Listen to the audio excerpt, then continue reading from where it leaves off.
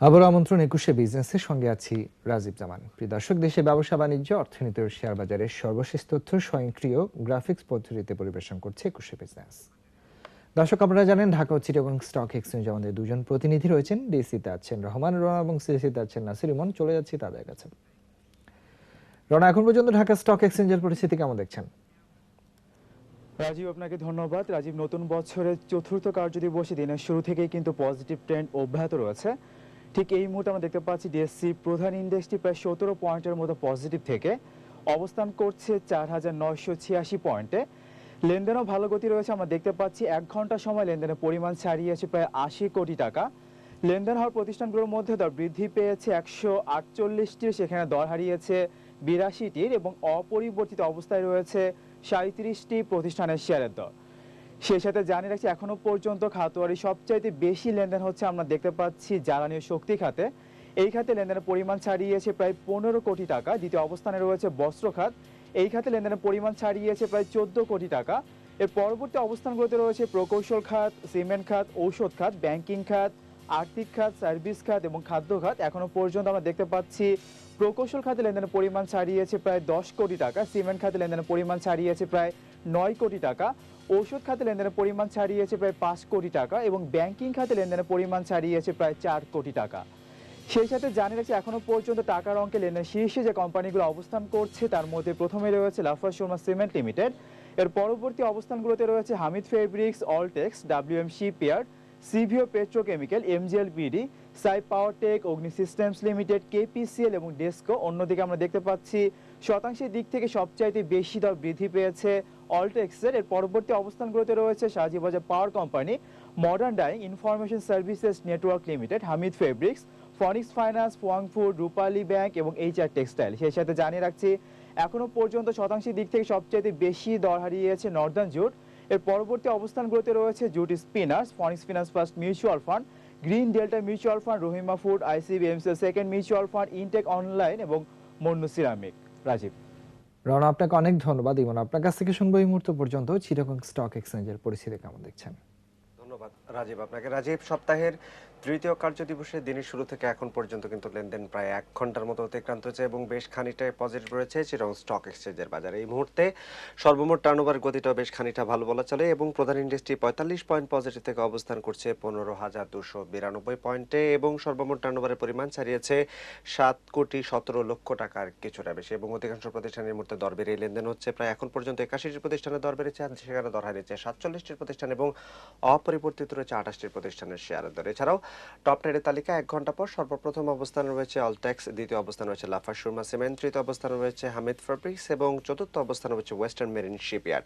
এই মুহূর্তে অলটেক্স প্রতিটি শেয়ার লেনদেন হচ্ছে ২৯ টাকা ২৭ পয়সা ৭০ পয়সা দরে। এছাড়া লাফার্জ শর্মা সিমেন্ট প্রতিটি শেয়ার লেনদেন হচ্ছে ১৩৮ টাকা ৭০ পয়সা দরে। হামিদ ফেব্রিক্স এই মুহূর্তে প্রতিটি শেয়ার লেনদেন হচ্ছে ৪০ টাকা ৬০ পয়সা দরে এবং ওয়েস্টার্ন মেরিন শিপইয়ার্ড এই মুহূর্তে প্রতিটি শেয়ার লেনদেন হচ্ছে ৫৬ টাকা ৯০ পয়সা দরে। এছাড়াও শতাংশের দিক থেকে টপ গেইনের তালিকায় এই মুহূর্তে সর্বপ্রথম অবস্থান রয়েছে চিটাগং স্টক এক্সচেঞ্জ অলটেক্স, দ্বিতীয় অবস্থান রয়েছে Shahjibazar power company limited.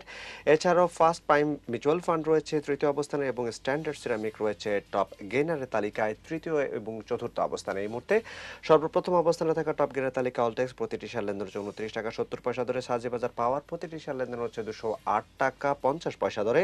Prime finance first mutual fund প্রতিটি শেয়ার লেনদেন হচ্ছে এই মুহূর্তে ১৭ টাকা ৮০ পয়সা দরে এবং স্ট্যান্ডার্ড সিরামিক প্রতিটি শেয়ার লেনদেন হচ্ছে ৪৫ টাকা ৫০ পয়সা দরে। এছাড়াও ১ ঘন্টা পর শতাংশের দিক থেকে টপ লুজারের তালিকায় এই মুহূর্তে চিটাগং স্টক এক্সচেঞ্জে প্রতিটি শেয়ার দেখা যাচ্ছে। টপ লুজারের তালিকায় ফেস ফাইন্যান্সকে সর্বপ্রথম অবস্থানে, ডেফোডিল কম্পিউটার রয়েছে দ্বিতীয় অবস্থানে, ব্যাংক এশিয়া এবং মেঘনা লাইফ রয়েছে টপ লুজারের তালিকায় যথাক্রমে তৃতীয় এবং চতুর্থ অবস্থানে। সর্বপ্রথম অবস্থানে থাকা ফেস ফাইন্যান্স প্রতিটি শেয়ার এই মুহূর্তে লেনদেন হচ্ছে ১৭ টাকা ৫০ পয়সা ধরে।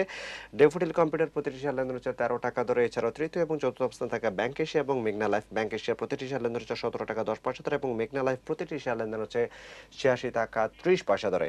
এছাড়াও সেক্টরাইজ মুভমেন্টের ক্ষেত্রে এই মুহূর্তে ব্যাংকিং খাতে দর বেড়েছে ৫টি, সেখানে দর হারিয়েছে ৯টি এবং অপরিবর্তিত রয়েছে ৯টি প্রতিষ্ঠান। প্রকৌশল খাতে দর বেড়েছে ৯টি, দর হারিয়েছে ৩টি। ওষুধ খাতে দর বেড়েছে ৩টি এবং দর হারিয়েছে ৪টি প্রতিষ্ঠানের শেয়ারের দর। রাজীব।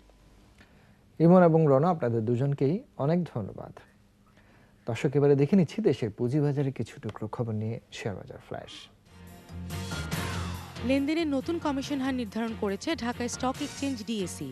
ডিএসসি নেওয়ার সিদ্ধান্ত অনুযায়ী ব্লক ট্রেড, ফ্লোর ক্রসিং এবং ডিভিপি ট্রেডের জন্য প্রতি ট্রেড 50 লাখ টাকা বা তার বেশি হলে ট্রানজ্যাকশন ফি হবে ট্রেডের ভ্যালুর 0.0125%। অন্যান্য ট্রেডের জন্য ট্রানজ্যাকশন ফি হবে ট্রেডের ভ্যালুর 0.025%, যা 1 জানুয়ারি থেকে কার্যকর বলে গণ্য হবে। আইপিও প্রক্রিয়া সম্পূর্ণ হওয়া 2 কোম্পানির তালিকাভুক্তির অনুমোদন দিয়েছে Dhaka stock exchange DSC.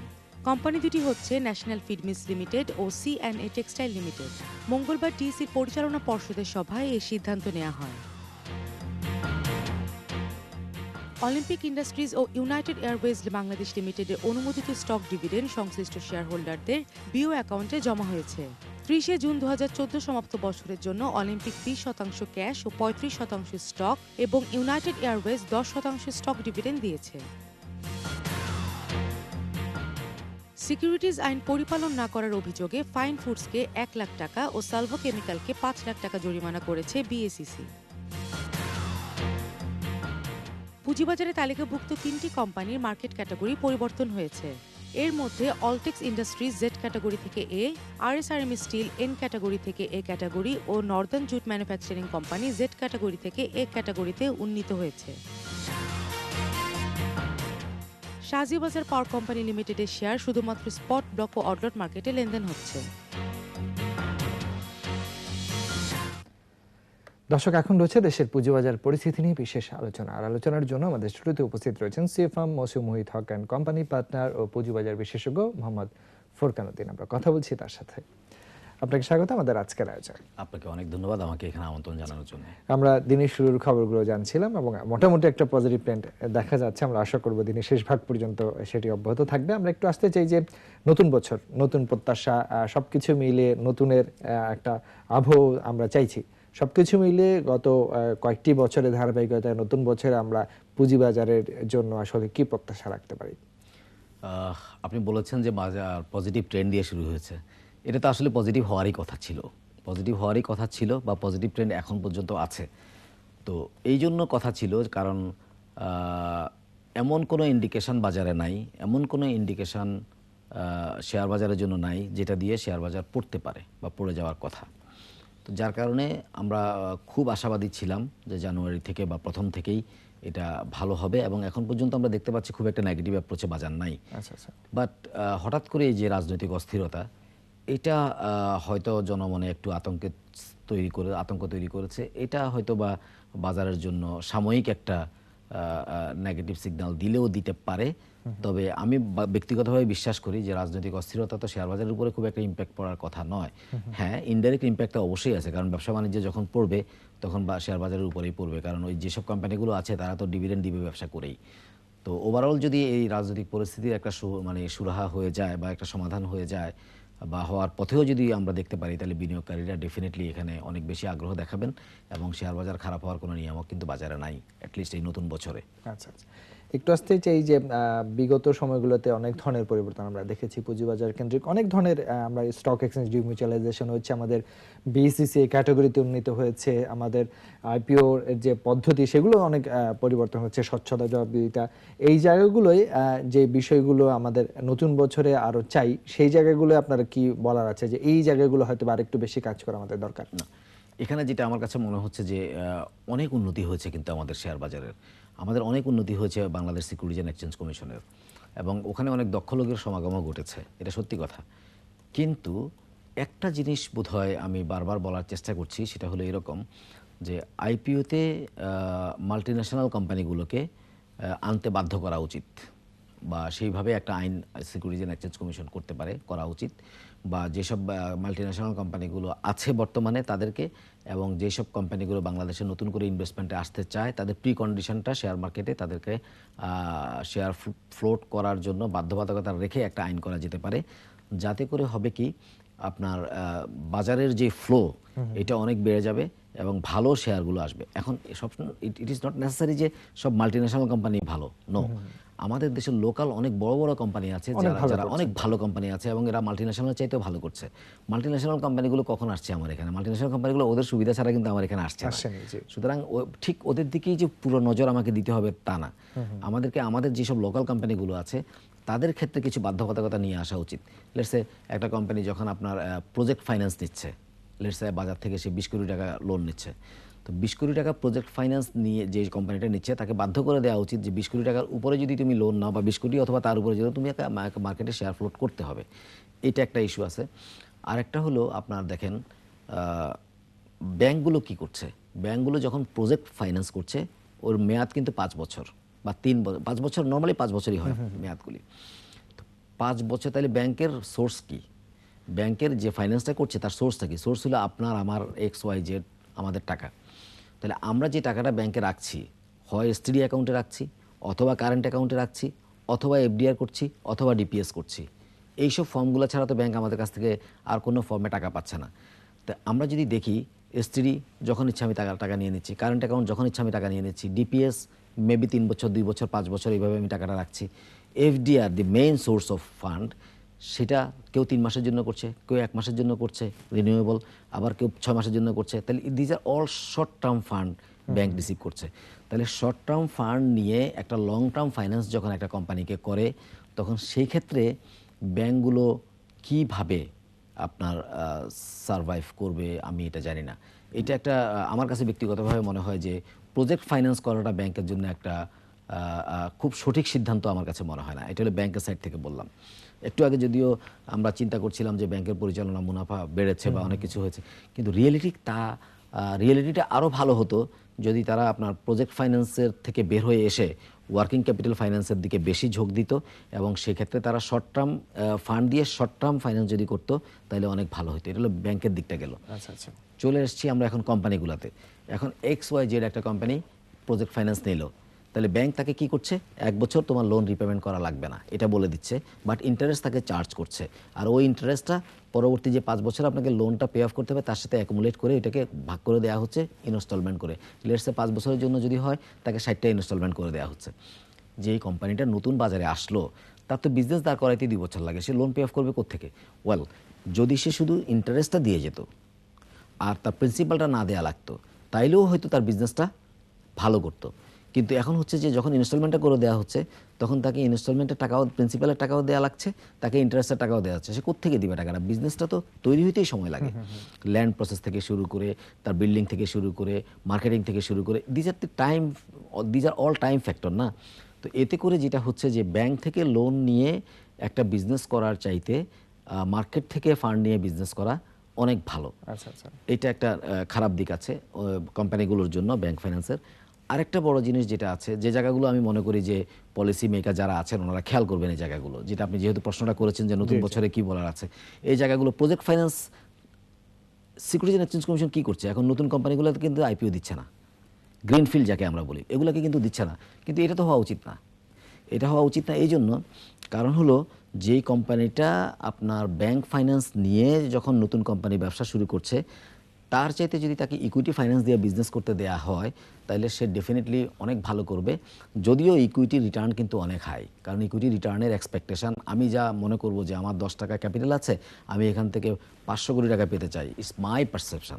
So ইকুইটির কোনো স্পেসিফিক্যালি কোনো ফিক্স কোনো রেট নেই যে এই রেটে আমি ফেরত, যার ইকুইটি অনেক কস্টলি, কোনো সন্দেহ নেই। বাট ইকুইটি আপনাকে তখনই ফেরত দিয়ে দিতে হবে বা একটা ইনস্টলমেন্টের মধ্যে ফেরত দিয়ে দিতে হবে, এই রিকোয়ারমেন্টটাও কিন্তু নাই। তো যার কারণে যদি আমি ইকুইটি বেস বিজনেস করতে পারি আর সিকিউরিটি এক্সচেঞ্জ কমিশন যদি এই আইনটা করে দেয় যে ঠিক আছে তোমরা যারা নতুন কোম্পানি করছো, এত টাকা পেড আপ ক্যাপিটালের কোম্পানি করছো, এত টাকা ব্যাংক লোন নিচ্ছ, একটা নির্দিষ্ট অ্যামাউন্ট করে দিয়ে যদি গ্রিনফিল্ডগুলোকে অ্যাট্রাক্ট করে, আমার মনে হয় পুঁজিবাজার আরও অনেক বেশি শক্তিশালী হবে।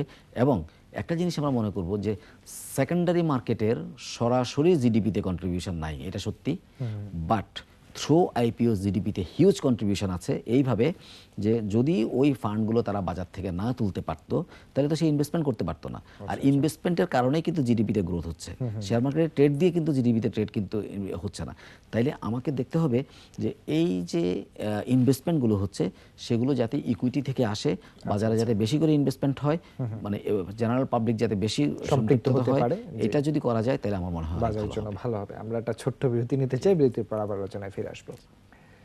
প্রিয় দর্শক, এবারে নিচ্ছে একটা বিরতি, ফিরে আসবো আবারও অতিথির সঙ্গে আলোচনায়। আর ততক্ষণ আমাদের সঙ্গেই থাকুন।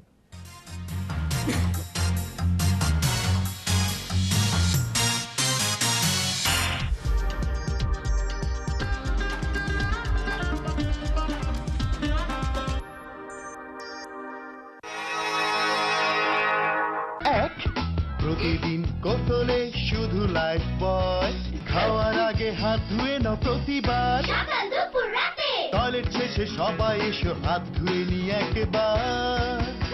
মনে রেখো এই 5 কথা, পরিচ্ছন্নতায় লাইফ বয়, প্রতিদিন 5 সময় লাইফ বয়।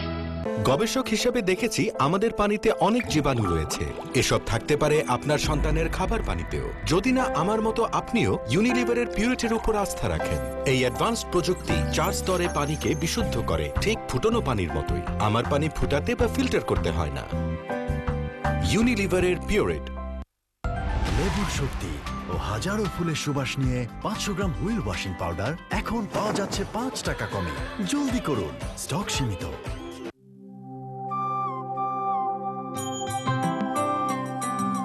সাদা মেঘে সাদা নাও, সাদা আকাশ ফুল, সাদা সাদা ঢেউয়ে ভাসে নদীর দুটি কুল, সাদা মনে পরিচিত মাছে ভাতে বাঙালি তো ওঠে ধোঁয়া, ওঠে ধোঁয়া ছোটে সব সাদা ভাতে উত্তসব। বাংলার সুবাসিত চাল জিহান মিনিকেট চাল। সিল্ক এসেন্স ও বিশ্বের সেরা পারফিউম সমৃদ্ধ সৌন্দর্যের জগতে নতুন রূপে লাক্স, যা দেবে সুবাসিত কোমলতা। তোমার রূপের হাতছানিতে হারিয়ে যেতে দাও, জড়িয়ে সুবাস স্বপ্ন আভাস মগ্ন হতে দাও, সুবাসিত কোমল স্পর্শে ডুবে যেতে দাও। ব্যাস একটুখানি লাক্স। 5 কোটি টাকার ফেয়ারনেস চ্যালেঞ্জে একদিকে ফেয়ার এন্ড লাভলি, অন্যদিকে আছে 300-400 টাকার বিদেশি ক্রিম। কার ফেয়ারনেস বেশি ভালো? চলো টেস্ট করে দেখি। এটা একটি 300 টাকার বিদেশি ক্রিম, আর এটা fair and lovely advanced multivitamin cream. Fair and lovely fairness থেকে ভালো, প্রশ্নই আসে না। ব্যবহার করে নিজেই দেখো। 300 টাকার বিদেশি ক্রিমের ফ্যান তুমি জিতলে 5 কোটি আমি তোমাকে দিব, আর যদি আমি জিতি তাহলে আমি কি পাবো বলো বলো। ফেয়ার এন্ড লাভলি 5 কোটি টাকার চ্যালেঞ্জ।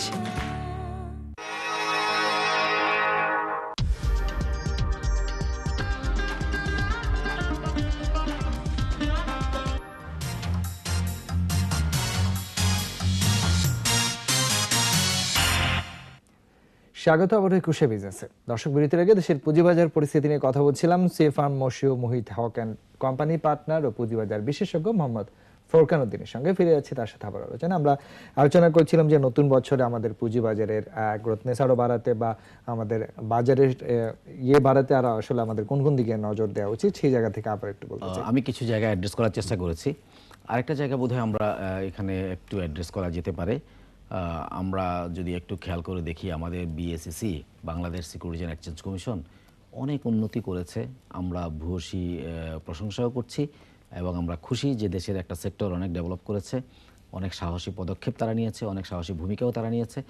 কিন্তু আমার ব্যক্তিগতভাবে যেটা মনে হয় যে একটা জায়গায় পুঁজিবাজার এখনও পিছিয়ে আছে।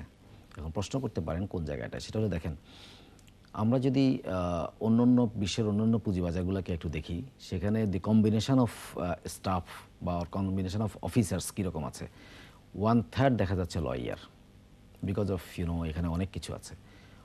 1/3 দেখা যাচ্ছে আপনার চার্টার্ড অ্যাকাউন্ট্যান্ট, 1/3 দেখা যায় আপনার আদার ডিসিপ্লিনের। কিন্তু আমাদের পুঁজিবাজারের ক্ষেত্রে আমি যেটা দেখি, যে একজন মাত্র চার্টার্ড অ্যাকাউন্ট্যান্ট আছে বলে আমি জানি, তাও কনসালটেন্ট, উনি পার্মানেন্ট না, 6 মাস করে ওনাকে রিনিউ করা হয় বলে আমি জানি, মেবি আমার ভুলও হতে পারে। তো এরকম সিচুয়েশনে এসে এই জায়গাটায় বোধহয় যদি সিকিউরিটি অ্যান্ড এক্সচেঞ্জ কমিশন মনোযোগ দেয়, তাতে করে আইপিও যেগুলি হচ্ছে সেগুলোর ডিউ ডিলিজেন্সে যেমন সুবিধা হবে, তেমনি কর্পোরেট ফাইন্যান্স ডিপার্টমেন্ট, যেটা কর্পোরেট ডিল যারা করে, যে ডিপার্টমেন্টটা সিকিউরিটি অ্যান্ড এক্সচেঞ্জ কমিশনে আছে, সেখানে তারা যখন ফাইন্যান্সিয়াল স্টেটমেন্টগুলো রিভিউ করছে, কারণ প্রত্যেকটা company financial statement, quarterly financial স্টেটমেন্টগুলো তারা রিভিউ করে, এই রিভিউ করার সময় যদি সেখানে কিছু ব্রিলিয়ান্ট চার্টার্ড অ্যাকাউন্ট্যান্টকে অ্যাপয়েন্টমেন্ট দেওয়া হয়, তাহলে কিন্তু আপনার আমার মনে হয় এটা স্বচ্ছতাও বাড়বে এবং দেখা যাবে যে আপনার বিএসসিসির শক্তি আরও অনেক বেড়ে যাবে, রেগুলেটরি কমপ্লায়েন্সও অনেক বেড়ে যাবে এবং বিএসসিসির ইনপুট পেতে, রেগুলেটরি কমপ্লাই করার জন্য ইনপুট পেতে অনেক সহায়তা হবে বলে আমি বিশ্বাস করি। আচ্ছা আচ্ছা। তো এই জায়গাটায় বোধহয় বিএসসিসিকে একটু নজর দেওয়া উচিত বলে আমি মনে করি। ঠিক একইভাবে আপনার ঢাকা স্টক এক্সচেঞ্জের ক্ষেত্রেও যদি আমরা দেখি যে ঢাকা স্টক এক্সচেঞ্জের যে বোর্ড আছে, পরিচালনা পর্ষদ যদি যেটা আমরা দেখি, সেখানেও কিন্তু আমরা দেখব যে আসলে কোনো চার্টার্ড অ্যাকাউন্ট্যান্ট নাই। তো এরকম যেখানে ফাইন্যান্সিয়াল স্টেটমেন্টটা নিয়ে যারা কাজ করে, যারা ফাইন্যান্সিয়াল স্টেটমেন্টে অভিজ্ঞ, যারা যেখানে ফাইন্যান্সিয়াল স্টেটমেন্ট লোকজন তো এক্স্যাক্টলি, যেখানে ফাইন্যান্সিয়াল স্টেটমেন্ট যারা কোথাও কোথাও তারা প্রিপারেশন করছে, কোথাও কোথাও তারা অডিট করছে, আচ্ছা আচ্ছা, আলটিমেট ফাইন্যান্সিয়াল স্টেটমেন্টটা নিয়ে যারা কাজ করছে পুরোপুরিভাবে, তাদের সম্পৃক্ততা যেখানে নাই, সেখানে আমার মনে হয় খুব ভালো কোনো রেজাল্ট আসার তো কথা ব্যক্তিগতভাবে আমি মনে করি না। তো এই দৃষ্টিকোণ থেকে যদি এই সব স্টক এক্সচেঞ্জগুলো বা মার্কেট ইন্টারমিডিয়ারি যারা আছে, অথবা ধরেন আপনার Bangladesh security and exchange commission যদি এখানে এদের সম্পৃক্ততা বাড়ায়, আমার মনে হয় এটা নতুন বছরে বা ইন নিয়ার ফিউচার এটা আমাদের দেশের জন্য, জাতির জন্য এবং আপনার পুঁজিবাজারের জন্য অনেক ভালো ভূমিকা আনবে। আচ্ছা, আমি একটু আসতে চাই যে বিগত সময় অর্থাৎ বিশেষ করে 2014-তে পুঁজিবাজার কেন্দ্রিক অনেক ধরনের সংস্কার বা নতুনত্ব আমরা পেয়েছি, যেটা লং টার্মে হয়তো বা আমরা সেই সুফলগুলো পাবো, তাৎক্ষণিক সবকিছু পাওয়া সম্ভব না বা সেটা আশা করাও ঠিক না। তার মধ্যে একটি ছিল ফিনান্সিয়াল রিপোর্টিং অ্যাক্ট, যেটা অনেক তর্ক বিতর্ক পরে এসছে এবং আপনিও সেই অডিট নিয়েই কাজ করেন। এই জায়গাগুলোই আমাদের বিষয়গুলো কিভাবে একটু বলবেন? আমি শুধু এখানে এখন একটা কথাই বলবো যে আসলে ফাইন্যান্সিয়াল রিপোর্টিং কাউন্সিল অথবা ফাইন্যান্সিয়াল রিপোর্টিং অ্যাক্ট, যেটা অনেক কথা হয়েছে, অনেক কিছু হয়েছে, এর মধ্য দিয়ে এটা এখন মন্ত্রী পরিষদে খসড়া অনুমোদনও হয়ে গিয়েছে। এরকম সিচুয়েশনে আমার আসলে আর তেমন কিছু বলার নাই। আমি যেটা শুধু এইটুকু বলবো যে আমরা সবাই চেয়েছি, আমাদের বিভিন্ন স্টেক হোল্ডার যারা আছেন, সরকার চেয়েছে, স্টেক হোল্ডাররা চেয়েছে, বিএসসিসি চেয়েছে, সবাই চেয়েছে এবং এটা হয়েছে। মন্ত্রী পরিষদে খসড়া অনুমোদন হয়ে গেছে, পার্লামেন্টে হয়তো অনুমোদন হয়ে যাবে। এখন শুধু আমাদের অপেক্ষা করা ছাড়া আর কিছু নাই। আমরা দেখি ফাইন্যান্সিয়াল রিপোর্টিং অ্যাক্ট কাউন্সিল অথবা যে উদ্দেশ্য নিয়ে তার যাত্রা শুরু হচ্ছে, সেই উদ্দেশ্য কতটা সফল হতে পারে, নাকি এটা সরকারের অন্যান্য সরকারি যেসব প্রতিষ্ঠানগুলো আছে সেগুলোর মতো স্লো মুভিং যদি কোনো অর্গানাইজেশন হয়, সেটা কিন্তু আপনার খুব ক্ষতির একটা কারণ হয়ে যাবে। পুঁজিবাজারের জন্য মঙ্গল হবে না। শুধু পুঁজিবাজার নয়, সরকারের টোটাল আপনার দেখেন, এই ফাইন্যান্সিয়াল রিপোর্টিং কাউন্সিলের সাথে কিন্তু আপনার সরকারের রেভিনিউ জড়িত, এই ফাইন্যান্সিয়াল রিপোর্টিং অ্যাক্টের সাথে কিন্তু আপনার পুঁজিবাজার জড়িত, এই সরকারের সাথে এই ফাইন্যান্সিয়াল রিপোর্টিং অ্যাক্টের সাথে কিন্তু আপনার ব্যাংকিং সেক্টর পুরোটা জড়িত। আমি যদি চোখ বন্ধ করে বলি, সমস্ত অর্থনীতি জড়িত। কিভাবে? আপনার একটা ব্যাংক যখন ফাইন্যান্স করছে, সে কিন্তু ডিপেন্ড করছে ফাইন্যান্সিয়াল স্টেটমেন্টের উপরে। বিএসসিসি যখন কোনো আইপিও করছে, সে ডিপেন্ড করছে ফাইন্যান্সিয়াল স্টেটমেন্টের উপরে। আপনি যখন কোনো জায়গায় কোনো কোম্পানিকে প্রাইভেট ইকুইটিস দিতে যাচ্ছেন, আপনি ডিপেন্ড করছেন ফাইন্যান্সিয়াল স্টেটমেন্টের উপরে। মূল ভিত্তিটাই হচ্ছে ভিত্তিটাই এটা, অর্থাৎ দেশের টোটাল ইকোনমির মুভার হলো কিন্তু আপনার এই ফাইন্যান্সিয়াল স্টেটমেন্ট। ইন আদার ওয়ার্ডস, আমি যদি একটু চিন্তা করি, তাহলে এই ফাইন্যান্সিয়াল স্টেটমেন্টটাকে যারা প্রিপেয়ার করে, আনফরচুনেটলি আমি যতটুকু দেখেছি ড্রাফট ফাইন্যান্সিয়াল রিপোর্টিং অ্যাক্ট যেটা হয়েছে, যারা প্রিপেয়ার করে ম্যানেজমেন্ট এবং কোম্পানি, তাদের কোনো পানিশমেন্টের ব্যবস্থা কিন্তু নাই। তাইলে এটা যাতে বুমেরাং হয়ে না দাঁড়ায়, এটা আমি দেখব। সেই জায়গাটাকে সরকার এবং পলিসি মেকার যারা আছেন তারা খেয়াল করতে হবে, কারণ ওইটাই হলো আসল জায়গা। ওই জায়গাটায় যদি শাস্তির ব্যবস্থা না থাকে, ওই জায়গাটাকে যদি আপনার জবাবদিহিতার আওতায় না থাকে, তাইলে কিন্তু আপনার যাদেরকে জবাবদিহিতার আওতায় আনার চেষ্টা করা হচ্ছে, লেজ ধরে কিন্তু মাথা কন্ট্রোল করা যাবে না। মাথা ধরে লেজ কন্ট্রোল করা কিন্তু অনেক সহজ। আমার মনে হয় এই সেদিকে জায়গাটা আমাদের একটু খেয়াল করতে খুব হবে। বেশি খেয়াল রাখতে হবে। আমরা আজকের আলোচনা এখানে শেষ করছি, আর বেশ কিছু গুরুত্বপূর্ণ বিষয় নিয়ে আমরা আলোচনা করার চেষ্টা করেছি। আমরা আশা করব নিয়ন্ত্রক সংস্থা এই বিষয়গুলো অবশ্যই ওয়াকিবহাল রয়েছেন, তারা এই বিষয়গুলো আরো জোরদার ভূমিকা রাখবেন সে প্রত্যাশা রাখছি। আপনাকে অনেক ধন্যবাদ। আপনাদেরকে অনেক ধন্যবাদ, দর্শকবৃন্দকে অনেক ধন্যবাদ। প্রিয় দর্শক, এতক্ষণ দেশের পুঁজিবাজার পরিস্থিতি নানা দিক ও করণীয় নিয়ে কথা বলছিলেন সিএফআম মশিউ মুহিত হক অ্যান্ড কোম্পানি পার্টনার ও পুঁজিবাজার বিশেষজ্ঞ মোহাম্মদ ফোরকান উদ্দিন। দর্শক, এবারে নিচ্ছি আরো একটা বিরতি। দুপুর 12:30টায় আবারও ফিরে আসবো 21শে বিজনেসে, আর ততক্ষণ আমাদের সঙ্গেই থাকুন।